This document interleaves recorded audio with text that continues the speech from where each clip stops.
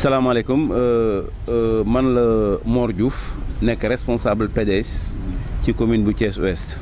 bon xanaa rek di wax comme jullit bu ne ni mu koy waxee inna lillahi wa inna ilayhi raji'un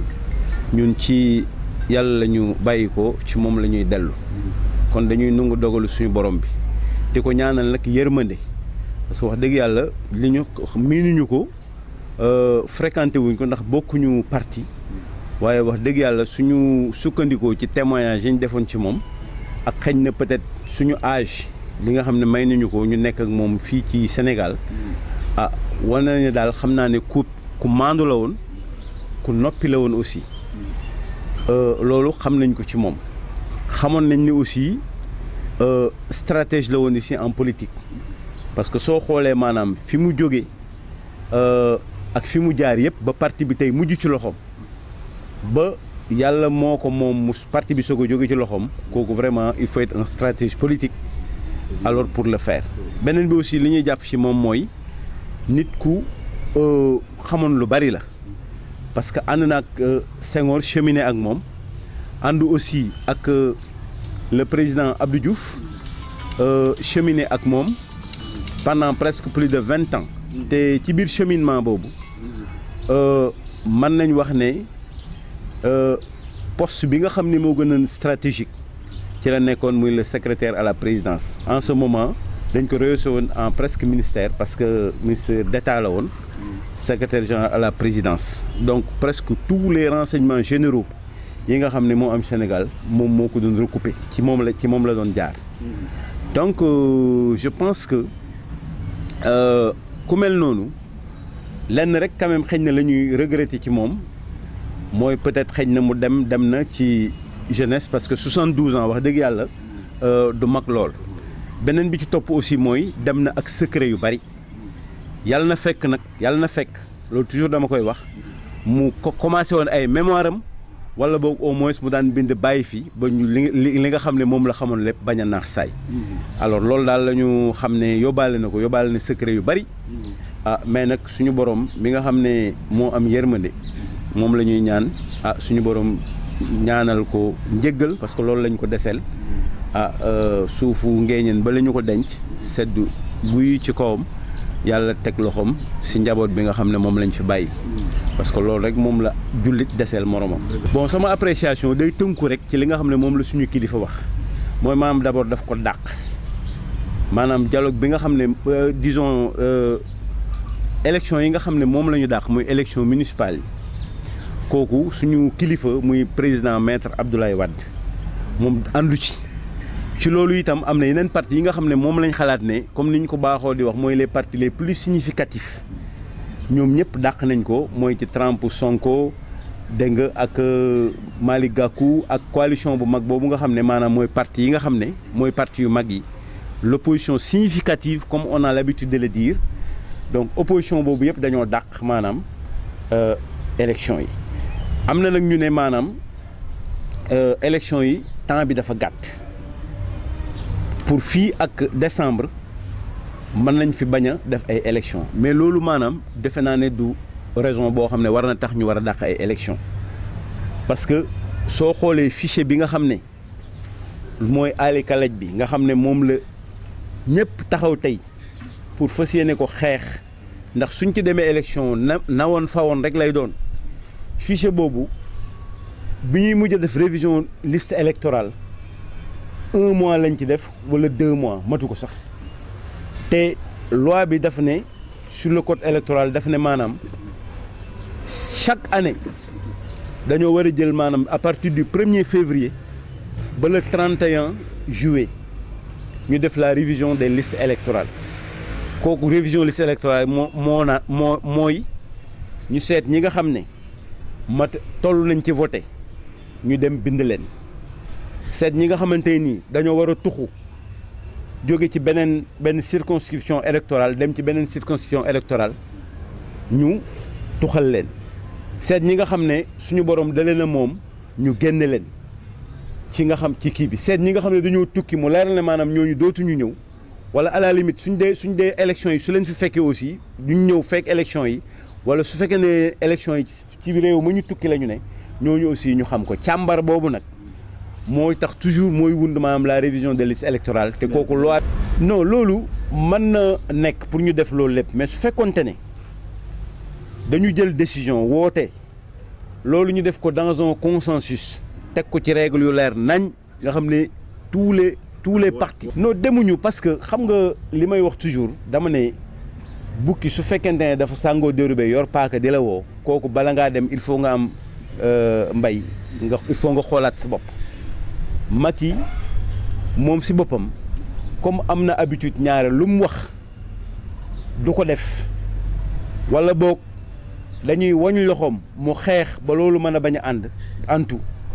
loolu comme maanaam boobu loolu miin nañ ko ci moom moo tax maanaam wóoluwuñu ko moo tax maanaam dialogue bi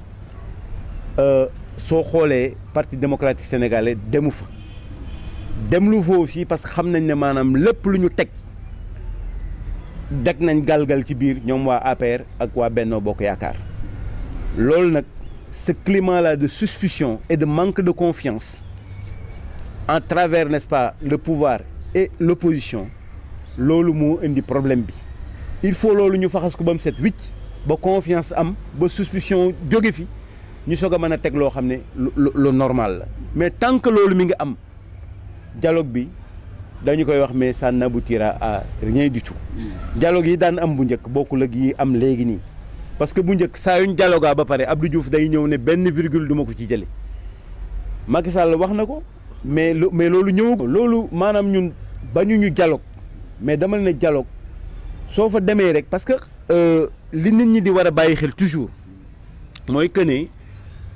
le parti démocratique sénégalais dafa nekk parti boo xam ne parti bu responsable la nekk parti bu mag macha allah nekk le premier parti d'opposition ici au niveau du Sénégal te loolu je pense que kenn mënu ko contester kon parti bu mel noonu su fekkee ne day jóg ñun xam nañ suñ demee ci dialogue bi lan lañ mën a apporter ci dialogue bi suñu présence parce que présence su benn parti PDS kese le parti démocratique sénégalais mën naa ne moo ëpp dayoo 26 partis opposition ya nga xam ne ñoo fa nekk tey di fukki donc loolu nag PDS xam na ko suñu secrétaire général xam na ko même ñun militants yi xam nañ loolu donc su PDS day jóg dafa war a jóg ci maanaam lu leer nañ loo xamante ne nii su ëllëgee nga mën ci teg sa baaraam mais par exemple dialogue pour dialogue rek pour orner la galerie da nga dem exposé wu presse bi jël la ñu vilipender la fu nekk yóbbu la ci télévision yi ñu ne alors ñëw nañ pour moom son compte est fait léegi li ci des alors soxlaatu ci dara loolu maanaam il faut par exemple bala ñu dem ci dialogue bi mel noonu dialogue bi leer nañ ñu poser suñuy conditions et tant que je suis certain que ni tant que conditions yooyu le secrétariat général posé Macky Sall defu ko je pense que il n'y aura pas de dialogue wala su dialogue amee aussi en tout cas le PDS ne participera pas. non report yi ñun le PDS est toujours prêt pour les élections depuis biñ ko créé en 1974 ba à nos jours amul benn élection bu fi am fii au niveau national buñ ci bokkul benn yoon la ma am muy benn boycott présidentiel donc député la woon je crois législative mais amul beneen élection boo xam ne bokk na fi bon ak présidentielle bi passé mais non présidentielle bi passé loolu li ci suñu secrétaire général waxoon loolu doy na sëkk il a aussi raison sur presque toute la population sénégalaise parce que ba mu ñëwee la ne lii ngeen di def nii man li ma gis ay caaxaan la élection amul ñoom li ñuy def takk nañ ko ba pare dem fa c'est une mascarade kon jarul ngeen fay dem donc bi mu defee loolu automatiquement nit ñi biñ ko contesté ils ont vu quand même que ne li mu waxoon loolu mooy dëgg dafa ñëw na lakk leen carte d'identité yi lakk leen PV yi c'était un discours politique mais les gens ne l'avaient pas compris mais à la fin ils ont su que ne le vieux avait raison. non c'est-à-dire que report bi ñun bañuñu maanaam principe bu report bi moom la ñu dàq xam nga report su fekkee ne par exemple ñoom ils prennent des décisions unilatérales loolu mooy problème bi c'est-à-dire on devait quand même faire une concertation préalable ñu toog waxtaane ko ba d'accord ci lenn ñu takk loolu suñ ko takkee avec quand même des personnes disons des sommités au niveau national yoo xam ne au moins ils pourront quand même porter garant n'est-ce pas de ce consensus là su boobaa dinañ mën a xam li ñuy def mais su fekkee ne moom Benno Bokk Yaakaar ak Macky Sall ils prennent des décisions unilatérales teg ko peuple bi mel ne actuellement dañuy nelaw wala dañ leen liggéey wala kenn du yëngutu lu ñu def ñu toog alors continuer di avaler les couleuvres mais loolu dañ leen di seetaan mais le PDS est tout le temps prêt su fekkoon ne élection yi dañ ne suba la je pense que le PDS il pourra quand même participer parce que au niveau national le PDS a fait le maillage dama la ne de Podor à Cap Skirring dégg nga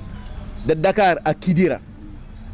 amul benn village boo xam ne les centaines de milliers de villages yi nga xam ne moo nekk fii au niveau national amul benn village booy dugg soo fa tuddee PDS amuñu fa représentant donc loolu on a fait le maillage national donc ñun problème bi nekkul ci par exemple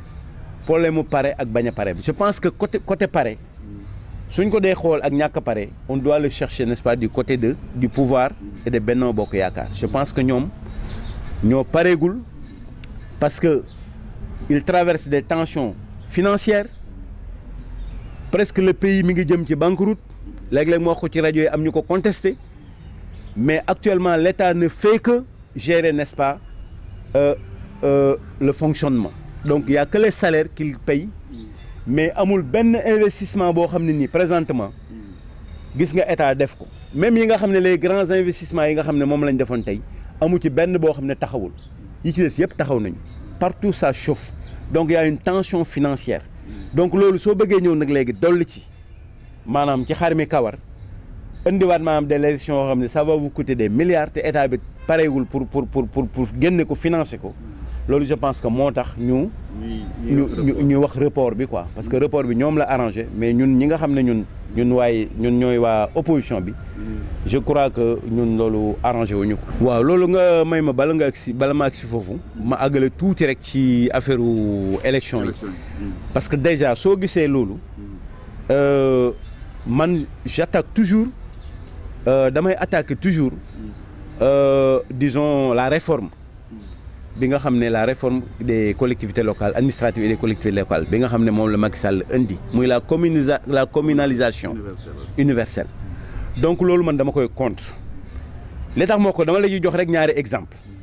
yi nga xam ne ñoo ci gën a flagrant benn bi mooy le maire la mairesse de Diarère donc c'est madame Thérèse Diouf Faye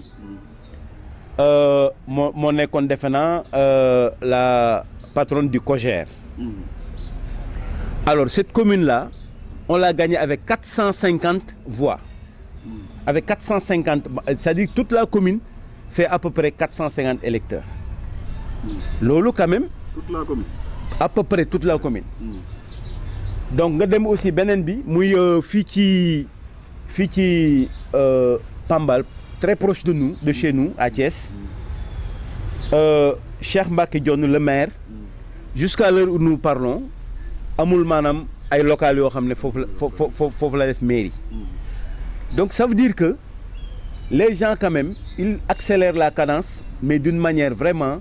pas sérieux du tout parce qu'en fait ces communes-là au moment où on parle de grands ensembles au niveau mondial les gens se regroupent ñoom ils se détachent mais une commune de 450 électeurs c'est pas signifiant donc je pense que dañu ko defoon ñoom uniquement dans le Sine et le Saloum pour yokk lim ak aussi au niveau n'est-ce pas du Fouta n'est-ce pas pour xëy na galgal yi ñuy def ak ndëgg sërëx yi ñuy def ak maanaam disons tappale yi ñu jaarale ko foofu maanaam pour gagner élection yi ñëw ñu gagner ko mais je crois que li gënoon tey mooy faire des ensembles commune boo xam ne tu n'as pas plus de 2000 disons électeurs ñu boole ko ba benn commune bu nekk ñu boole 10 communes yoo xam ne ils te feront au moins 20 000 électeurs ñu jël commune boobu créer fa benn maire au lieu ñu wut 20 maires ci dans cette localité. kooku maanaam erreur bi ñu def la pour maanaam yàq c'est n'est-ce pas la réforme, n'est-ce pas, bi nga xam ne sur la communalisation. Beneen bi ci topp mooy je proposerai su fekkoon ne man ci sama xalaat la man personnellement heure boo xamante ni maanaam dégage heure boo xamante ni ils ont reporté les élections. Donc nous allons quand même prendre le tiers,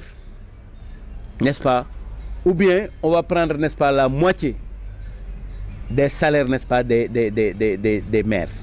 Nous devons verser, n'est-ce pas, dans le trésor public. Parce que l'État moi, par exemple, les élections. Donc à chaque fois qu'on fait un rallonge pour les communes, pour les maires, donc on leur coupe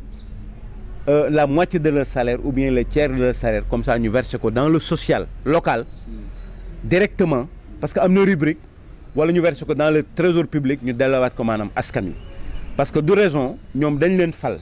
mais digante biñ leen falé mu jeex lolu ken falatu len quoi. Donc lolu manam ñak falat bobu mo indi sen illégitimité. Donc comme dañ leen envoyé par décret, donc l'État pouvait quand même avoir la main lourde.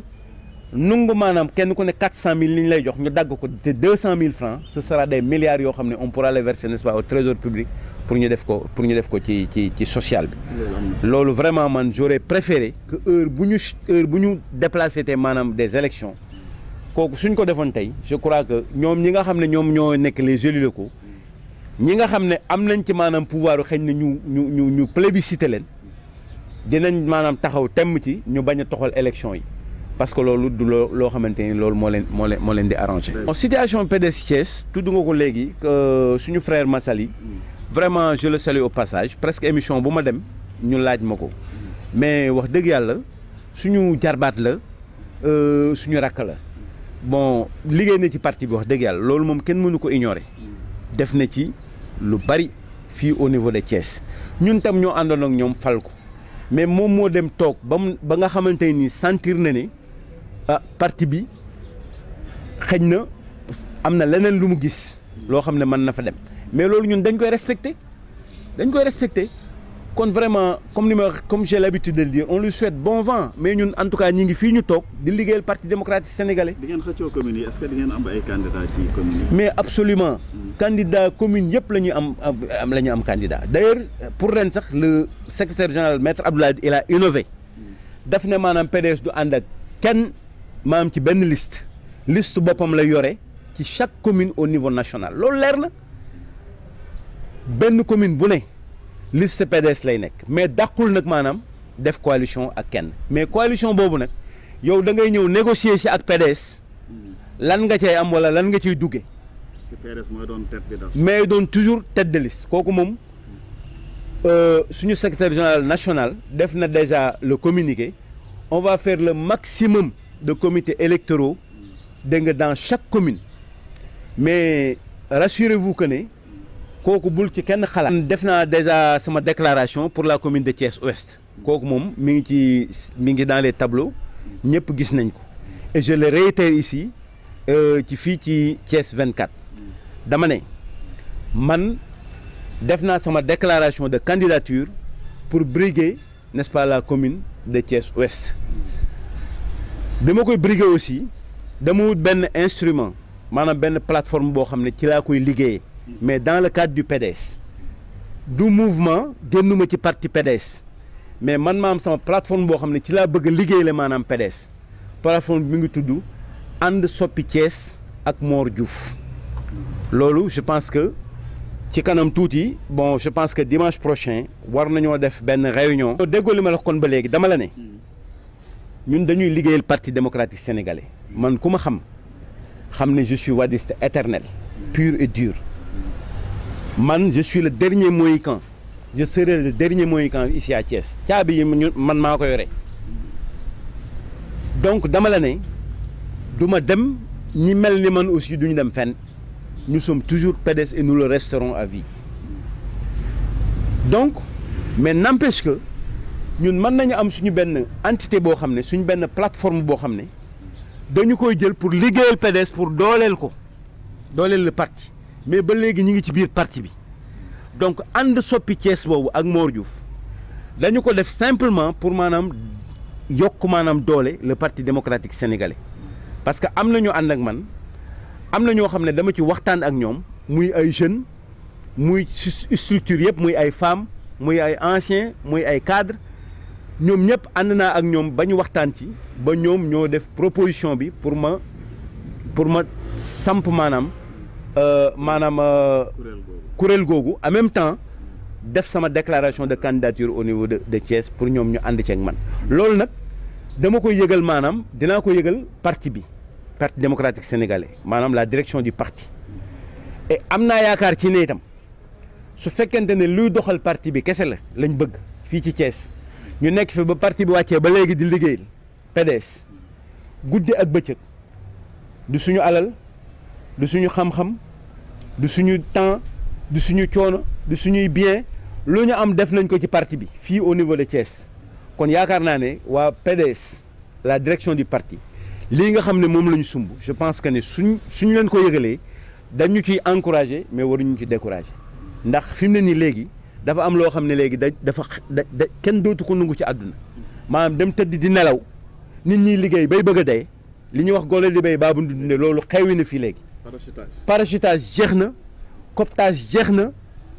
taxan jaay jeex na maanaam këf parti bi jeex na loolu lépp jeex na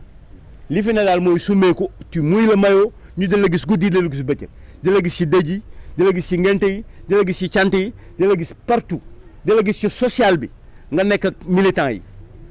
loolu moo fi nekk léegi mais maanaam dem di liggéey wala ay lobbying wala ay di def ay lobbying ca kaw wala ci suuf loolu moom jeex na tàkk fii kooku moom ku ko def itam da ngay sonal sa bopp rek te ñu ngi lay xaar fii ci Thiès incha allah. man pétrole bi pratiquement man du sama domaine mais lenn daal xam naa ne xam naa ko ci xam naa ne Thiès moom région la boo xam ne yàlla baaxee na ko Thiès moom kooku moom xam naa ko loolu it maanaam ñu ngi koy santé bu baax suñu borom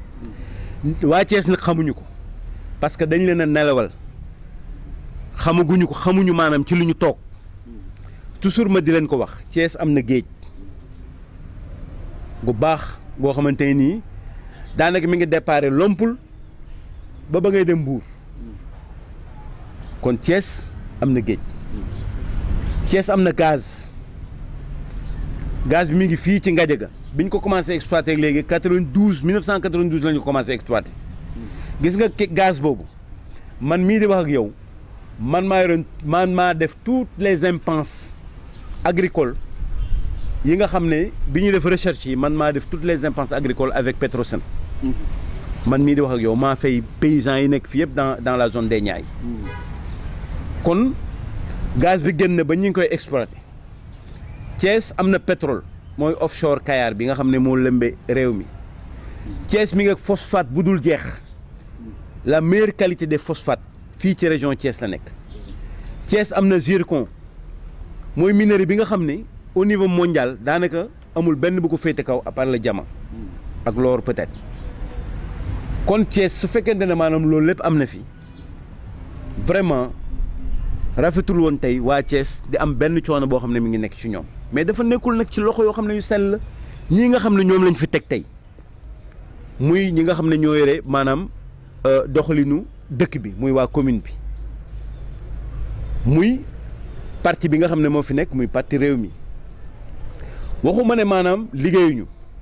mais li ñu liggéey doyul te ñun mën nañ def leneen lu gën li ñu def fuuf wax naa ko budul benn wax naa ko budul ñaare kon Thiès nañu yeewu ku dul tuxu doo xam fu dëkk neexe ñoom jox nañ leen ñaari yoon ñetti yoon ñeenti yoon mais doy na sëkk léegi nag nañ seet ñeneen ñoo xam ne mën nañu réew mi mën a yore dëkk bi am nañ expérience bi am nañ technique bi am nañ moral bi te suñu loxo dafa set wicc mësuñu sax administré maanaam ci 36 ans yi def service amul benn keesu service boo xamante nii keesu état boo xam ne mas nañ ko administré kon je pense que nous sommes prêts pour engager da nga yor kees ci dëkk bi pour defar ko beneen bi topp mooy affaire pétrole bi foofu laay daaneel comme ni nga ko waxee le pétrole certes ñi ngi ciy wax ne bu fi Ablaye Wade nekkee ñoom ñoo fi indi woon Franck Timis ak yooyu mais ñoom li ñu wax ñoom signé wuñu même suñu signé aussi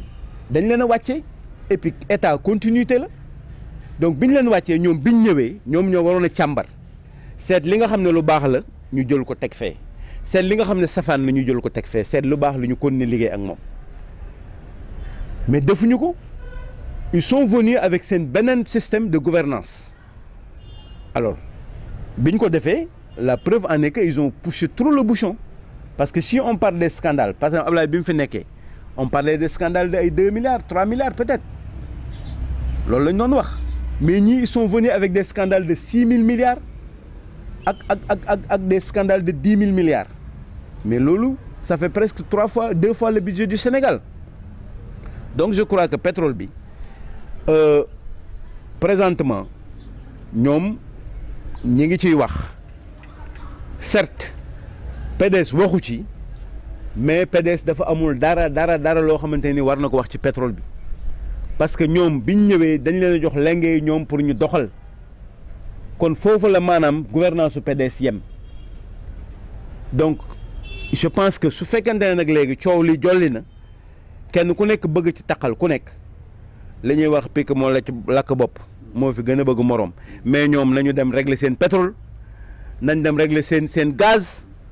ah parce que lii fi nekk yëpp muy maanaam football beeg yi fi xew yëpp mënta suul pétrole bi parce que suñu mbokk boobu nekk ci seen mbokk journaliste boobu nee na suul gaz du ko teree xeeñ kon je pense que ni gars yi mën nañu taxawaat te lii ngay gis yëpp c'est des manigances rek ay galgal la mais je pense que ni heure boo xamante ni tey moom Macky Sall bàyyi na nguur gi je crois que lépp dina gën a leer te dinañ gis yeneen yoo xam ne mooy gën a garaaw. vraiment émission bi xam naa ne gàtt na mais liñ bëggoon wax yëpp sax quand même waxuñu ko mais ñu ngi lay sant bu baax Mbaye vraiment di rafetlu sa liggéey trop fii ci dëkk bi gis nañu ni ngay liggéeyee vraiment di la sant di la gërëm di ñaanal yàlla fii nga xam ne mooy le site là bi nga yore muy Thiès 24 yàlla gën ko yokk bàyyi la ak sa techniciens yi ñu ngi leen di nuyu ñoom itam yàlla doo ful ko ba nga xam ne mën na nekk télévision ak rajo beeg yëpp ñu ngi koy xaar quoi parce que liggéey vraiment rafet na ñu ngi lay sant di la gërëm asalaamaaleykum wa rahmatullah jërëjëf